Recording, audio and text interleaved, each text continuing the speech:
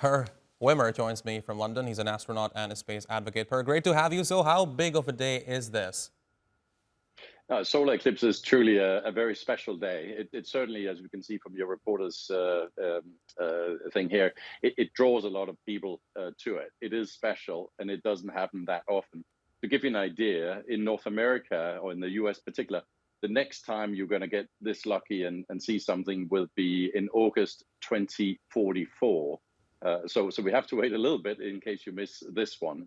I've been privileged and lucky enough to see solar eclipses before, and it is very special. It just feels really weird. It feels like Armageddon suddenly sets in, and the big light bulb upstairs gets switched off, and it is really unreal.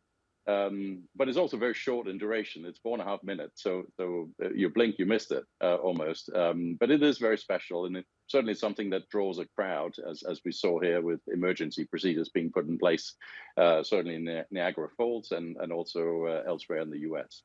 And Per, this is what I wonder. Are there any major implications of this solar eclipse on the Earth's climate and atmosphere? Not really. It is a very well-known phenomenon. It doesn't happen so often in any given location, but it's something that is very well understood in astronomy and physics and whatever. I think the other thing to be perhaps more mindful about is like we heard, the solar flares on the sun are spewing up particularly large ones at the moment. Those flares can have an impact on planet Earth. Because those flares, which basically are driven by big magnetic fields, can make it back to Earth, and they can sometimes mess up satellites, cause problems in terms of navigation. And we have even experienced once in Canada where they actually did shut down some utility operations on the ground. So for satellites, those massive solar flares can be a problem and should certainly be monitored.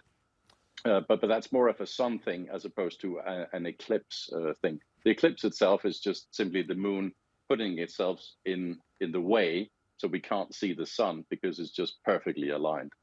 Right. Now, Per, as I understand, it's quite dangerous to look at the solar eclipse with naked eyes so directly. So for our audience in Americas, what's the safest way to look at the solar eclipse? It's perfectly okay to look at it as long as you wear sunglasses or the right eclipse glasses. It's okay. One should never look directly into the sun anyway, whether it's shining or not, or partially covered or not.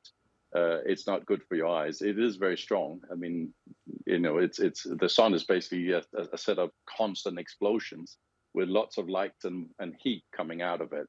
Not good to look at. But just put on your sunglasses and your special eclipse glasses, and you'll be absolutely fine. Again, it only takes 4.5 minutes. Most of it will be covered.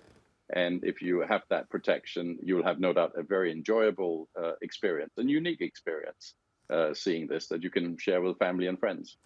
Per Wimmer, thank you very much for talking to us here on TRT World. Really appreciate your taking out the time.